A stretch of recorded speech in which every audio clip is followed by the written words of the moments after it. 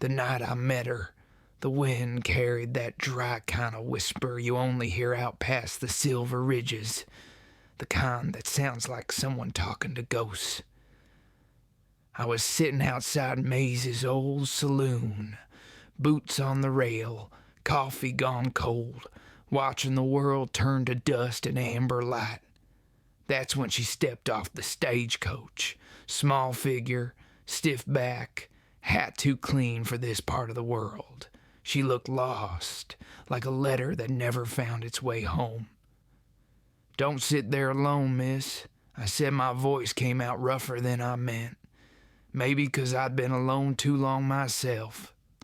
She turned, eyes a color I can't rightly name. Storm gray, maybe. Said her name was Eleanor Grant, from back east. Voice soft, but words steady as fence posts. She told me she'd come to claim her uncle's land. Said the man passed a few months back, left her a patch of dirt north of Silver Ridge. I knew that place. Hard soil, near the creek that runs dry every August. Folks called it Grant's Folly, 'cause no one ever made a living there. I reckon that didn't scare her much. She had that look, like life had already taken its best shot, and she was still standing. I tipped my hat, offered to show her the way come sunrise. She thanked me polite, but I could tell she wasn't used to taking help. Most folks out here ain't. Still, there's a line between pride and drowning, and I'd seen enough drowning in my years to know the signs. That night, I couldn't sleep worth a damn. Kept thinking about her, how she sat quiet on that bench after dark, back straight, no one coming for her. Reminded me of myself once, sitting outside a burned-out barn waiting for a wife who never came back. The desert teaches you patience and pain in equal measure. Next morning, we rode out. The trail north was thin, full of dust and old bones. Her dress caught the light like pale smoke. She rode side saddle at first, near lost her footing when Daisy, my old mare, snorted. But she laughed. First time I heard it, and it near split my chest open. I hadn't heard that kind of sound in years, the kind that makes a man remember he's still human. By midday, the cabin came into view. Half the roof gone, fence leaning, windows boarded with whatever her uncle could scrounge. But she looked at it like it was a church, said, "He built this with his hands. I'll do the same." I didn't have the heart to tell her the county'd marked it for claiming. Some banker in town, Cornelius Webb, was circling like a buzzard. I'd seen his type before.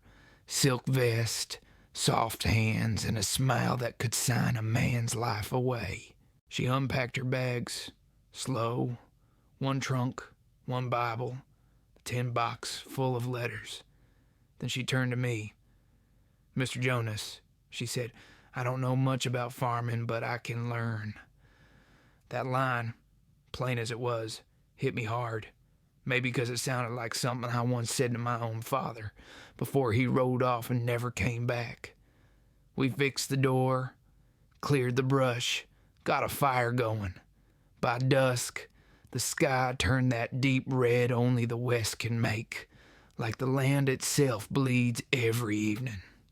She sat by the fire, hair lit up like copper. I poured her coffee. She took it with both hands, shaking a little, but hiding it well. "You think a woman alone can keep this place?" she asked. "Reckon a woman like you can," I said, "but the West don't play fair." She smiled, small, sad, and said, "Then I'll learn its rules." When the stars came out, I saddled up to leave.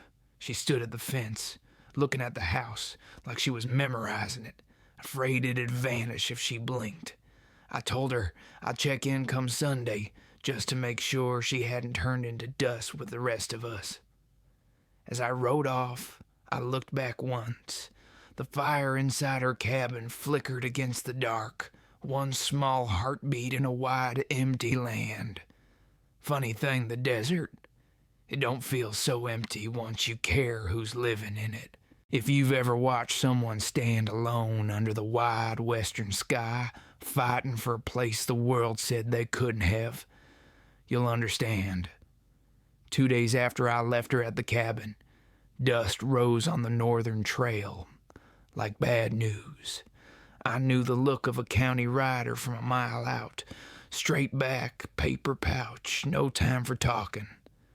I stepped out of Maze's place, coffee in hand, and watched him tie his horse to the post outside the bank. Webb's Bank. The rider went in with the pouch. Came out lighter.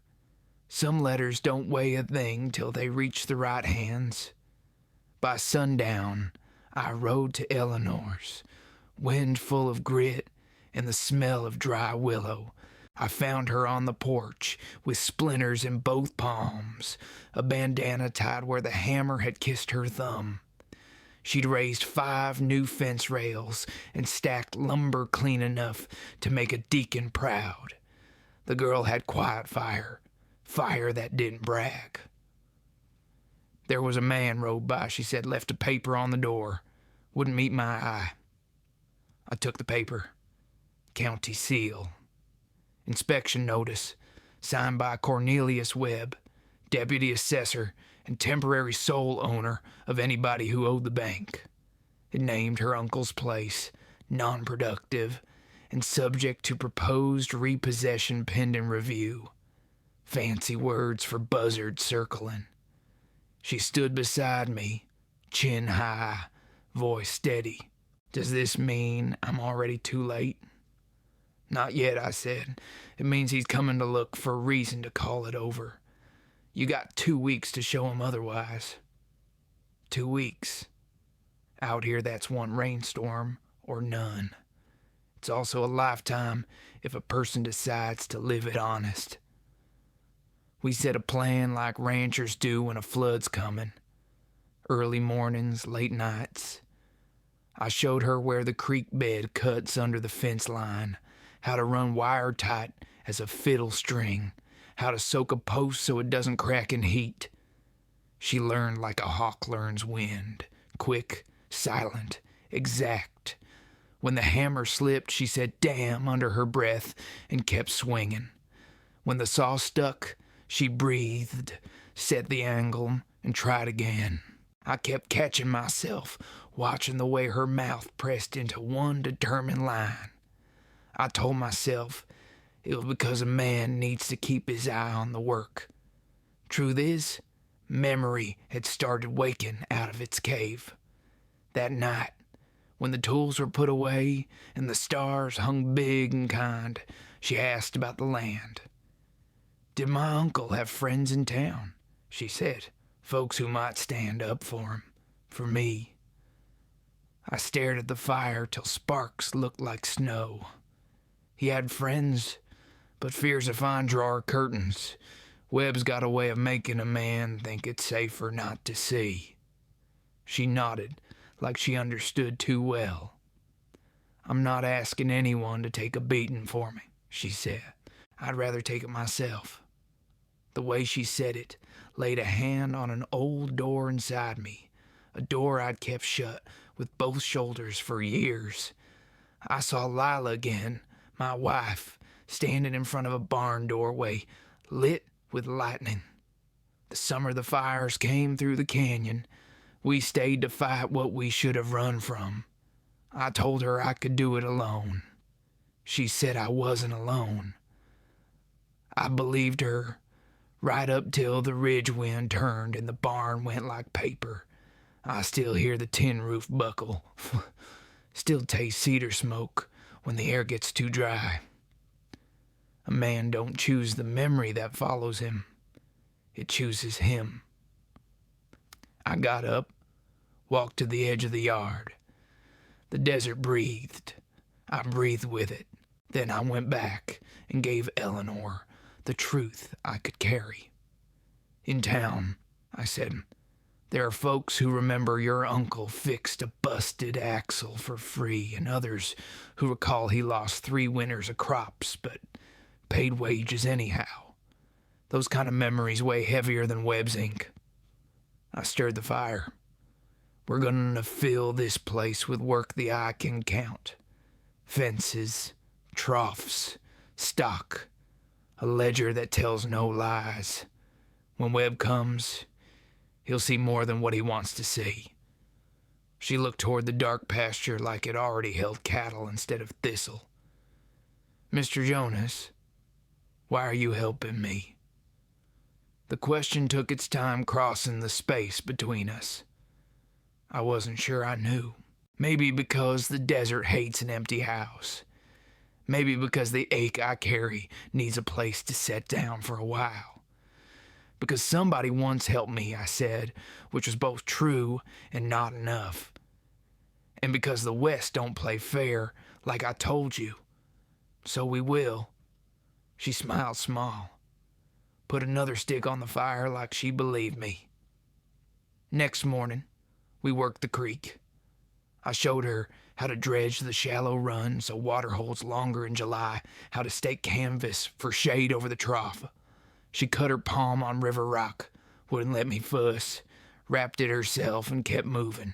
I felt proud, like a father, and ashamed of the thought, 'cause she wasn't mine, and I had no right to any piece of her fire. Just before noon, a buggy rolled slow along the far ridge, single horse, black canopy. I felt the same cold a man feels when he hears the first rattle before the strike. The buggy paused, turned, and went back the way it came. Webb liked to measure folks before he weighed 'em. I reckon he saw the new fence and the smoke from our cook fire and decided to come when the sun could do his scowling for him. We ate bread hard as saddle leather, drank creek water warm as a bath. She told me about back east. Rooms with so many walls you forget the sky. Men who say kindness and mean debt. She buried a father who feared the world and left her a map of smaller rooms. Out here, she said, the rooms had no ends. It's the first place that feels like it could forgive me, she whispered, and didn't say what needed forgiving. I didn't ask. A man can carry his own sins. Sometimes the desert scrubs 'em down to bone. Sometimes it writes 'em big. By dusk I had to ride. She stood at the gate, hand bandaged, hair caught by wind, looking stubborn as a fresh brand. I told her I'd speak to Mays, to the farrier, to the butcher who'd buy fattened calves come fall. Told her I'd come at first light with a ledger book and 3 posts more. She nodded. Then she did a thing that near buckled me. She reached out and touched my sleeve like a daughter will, soft and grateful, and said, "Don't stay away on account of ghosts, Mr. Jonas. I carry mine too. Maybe they'll walk quieter if we share the trail." Her words set Lila's face gentle in my mind, not burning, not accusing, just there. I rode off slow, like a man learning to breathe again. The night smelled like river mud and iron nails. Somewhere a coyote called, and the land answered with silence. I thought about fear, about Webb's paper, about the way a porch light looks when it means home. The memory didn't fade. It put its arm through mine and kept pace. If you've ever tried to build tomorrow with hands still shaking from yesterday, you'll understand. I woke before dawn that day, the air thick with that kind of stillness that warns a man the wind's fixin' to change. The sand out past the ridge had turned a grayish blue, and even the crickets sounded nervous. Webb was due. Folks in town whispered he'd be bringing the county clerk, maybe a deputy, just to make it all proper when he stripped the land bare.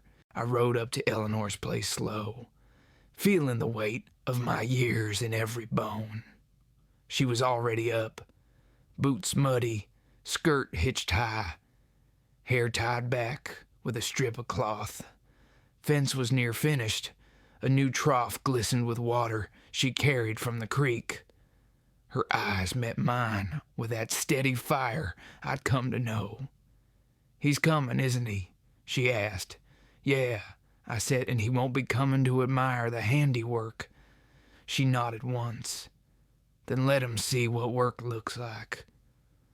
We stood side by side as the buggy came up the trail. Webb sitting tall, vest shiny, hat straight, eyes mean in that quiet, educated way. The clerk behind him held a ledger big as a tombstone. They stopped at the gate, horses puffing steam. Webb climbed down, smiling like a preacher about to deliver bad news.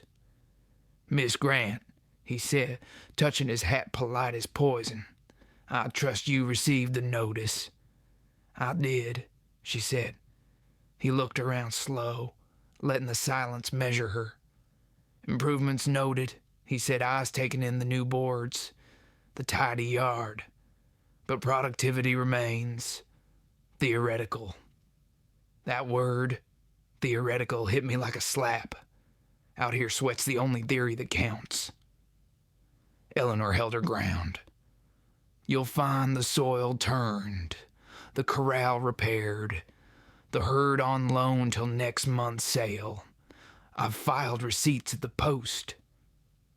Webb sniffed like she'd offered him spoiled milk. "A valiant effort, now," he said. "But the law requires more than effort. It requires proof of sustainable yield." "The law," I said, stepping forward, "also requires you to judge fair.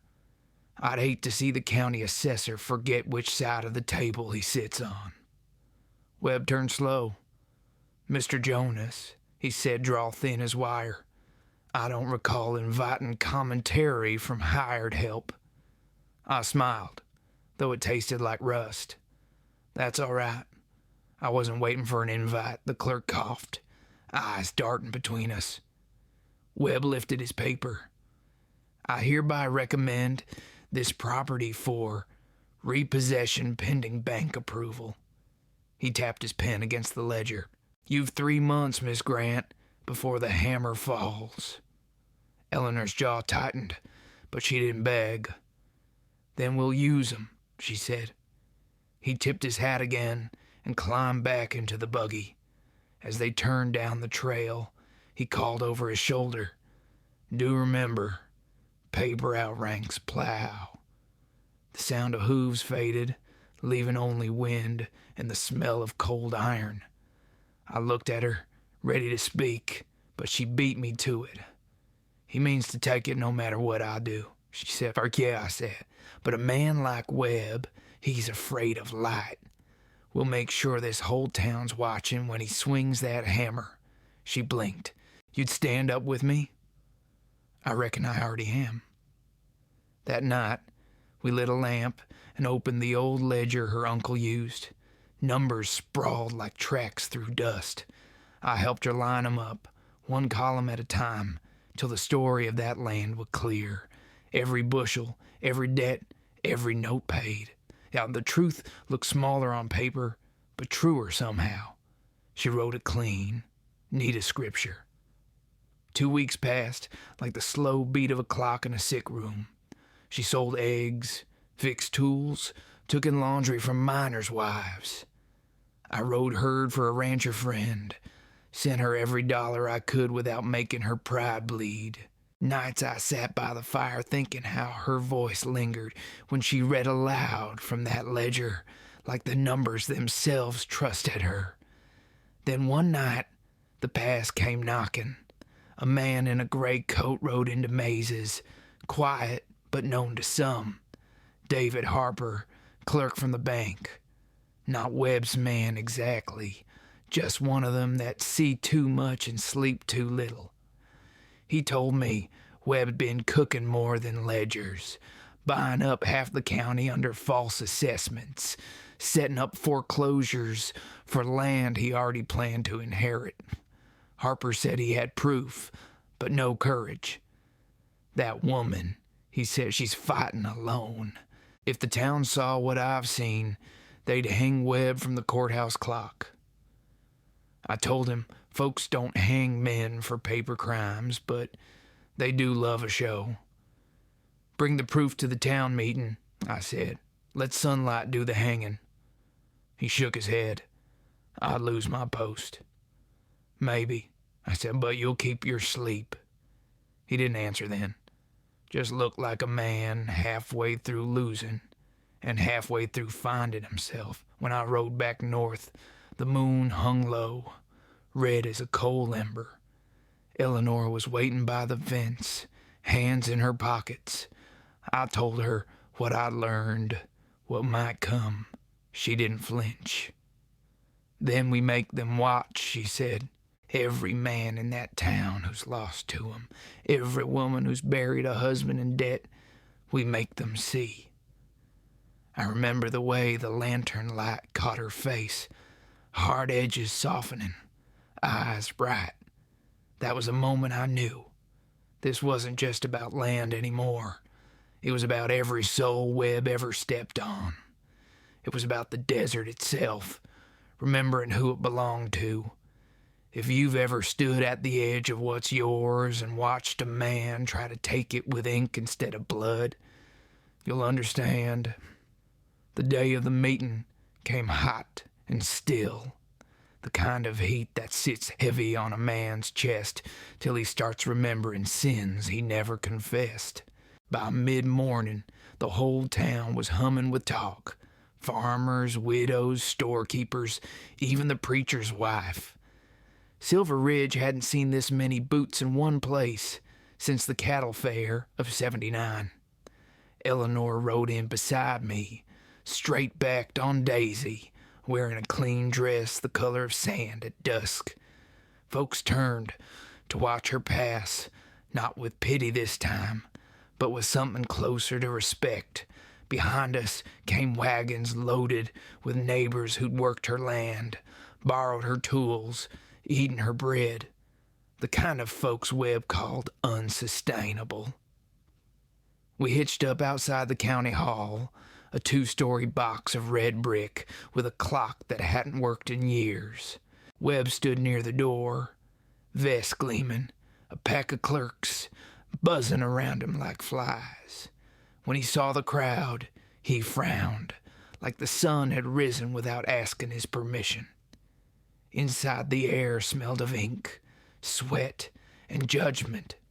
The benches creaked under the weight of every man and woman who'd ever owed the bank $1. I took a seat near the back, hat in hand. Eleanor walked straight to the front and laid her papers down like they were holy writ. "Miss Grant," said the councilman in charge, "state your case." Her voice carried easy, clear as a bell across the room. My uncle's land was marked for repossession on account of neglect. I asked the board to review the record, his work, my improvements, the yield expected come harvest. Webb cleared his throat. This property remains a non-productive liability. Sentimentality cannot replace solvency. I swear I saw 3 women flinch at that word. Solvency, like it was a whip. Eleanor opened the ledger we'd written by lamplight. The soil's been turned, the fence is set, the herd counted. I've buyers lined up or receipts filed, wages paid. Mr. Webb's report says I've done nothing. That's a lie. Gas rippled like dry grass in wind. Webb shifted, mouth tightening. Be careful what you call a lie, Miss Grant. I'll call it what it is, she said. You've made it your business to strip land from honest folks who couldn't read your kind of math. Well, I can read it now. The hall went dead quiet. Even the clock above the door seemed to hold its breath. Then came the sound of boots, steady, deliberate. I turned. Harper stood there, pale but walking like a man who'd finally decided which side of himself he could live with. He carried a folder thick as a Bible. Mr. Webb, Harper said, voice shaky but strong. These are records from your office, duplicate ledgers, edited appraisals, letters to buyers signed under false seal.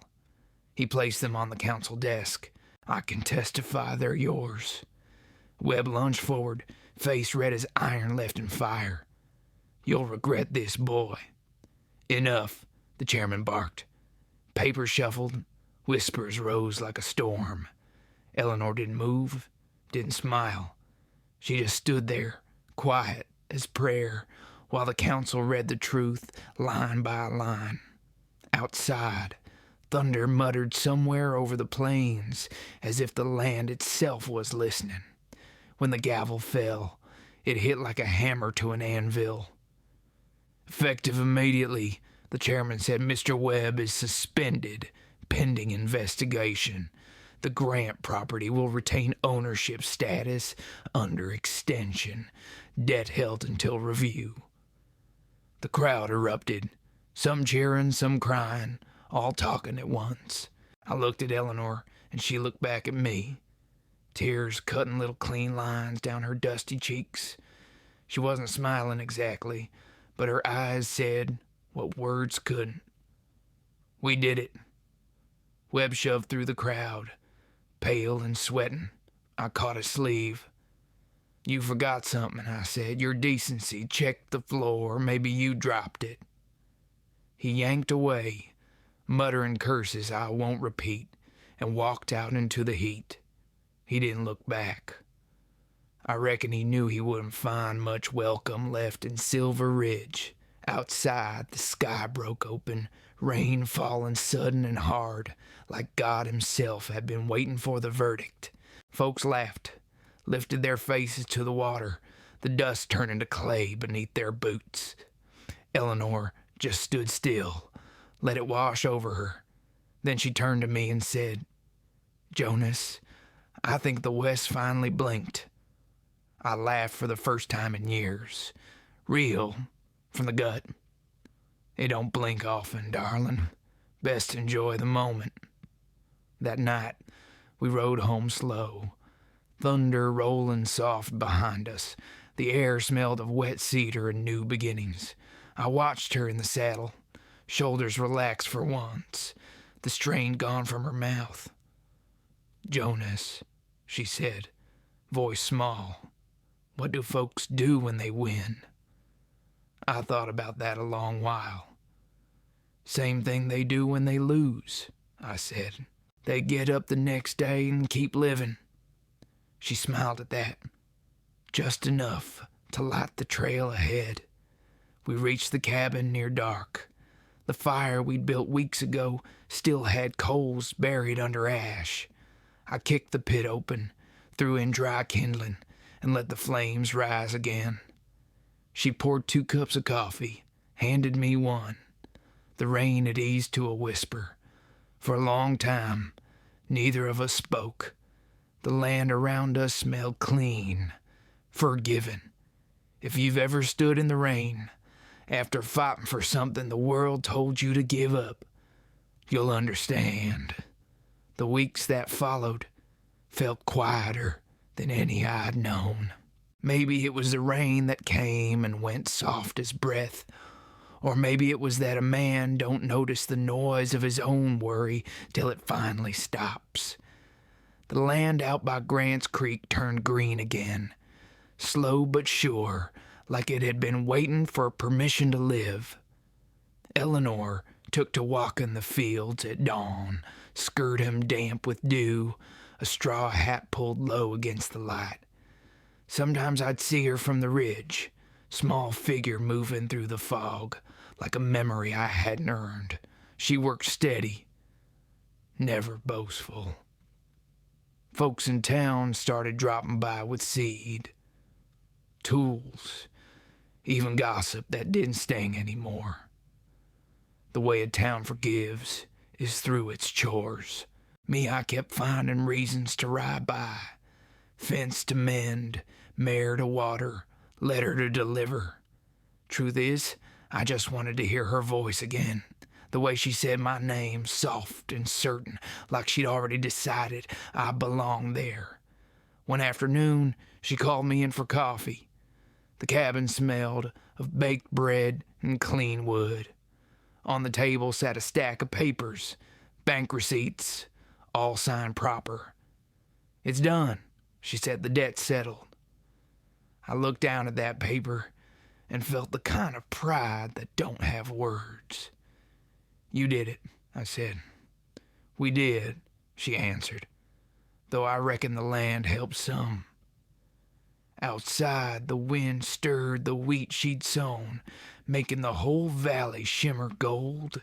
I thought about all it took to get there, the sweat, the hurt, the ghosts we both dragged behind us. "You ever think about leaving?" I asked. She smiled small and knowing. "Once, but the desert's quieter than the city, and I got tired of shouting just to be heard." We sat a long while without talking. The kettle whistled, and I poured us both another cup. The years had etched deep lines in my hands, but for the first time, they didn't feel empty. Toward evening, she asked, "Jonas, do you ever miss her, your wife?" The question hung there like a bell note in church air. I didn't answer right away. The truth needed slow breathing. "Every day," I said finally, "but some days the missing don't hurt as sharp. Guess that's how I know I'm still living." She nodded. "I think she'd be glad you stayed to help a stranger." "Maybe," I said, "or maybe she just sent me your way so I'd stop talking to ghosts." We both laughed quiet. Then we watched the sun drop behind the ridge, the sky turning that honey-red color that makes even a tired soul believe in mercy again. Later, I saddled Daisy to ride home. She followed me to the gate, boots crunching soft in the dirt. "Jonas," she said, "don't stay away too long this time." I turned in the saddle, hat brim low. "You keep building, Miss Grant. I'll find my way back." She grinned. "I know." I rode slow down the trail, the moon coming up like a silver coin over the plains. The air smelled of sage and wet earth. Somewhere behind me, I heard her hammer strike wood. Steady, certain, alive. That sound stayed with me for miles. It was the sound of something mended. Months passed. Webb left town for good. Word was he tried his hand in California selling rail steaks. Harper took his post, and Mays painted the saloon doors blue. Silver Ridge felt lighter somehow. Maybe justice don't change the world, but it sure loosens the dust a bit. One last time, I rode out to the ridge, where you can see her cabin like a match head in the sun.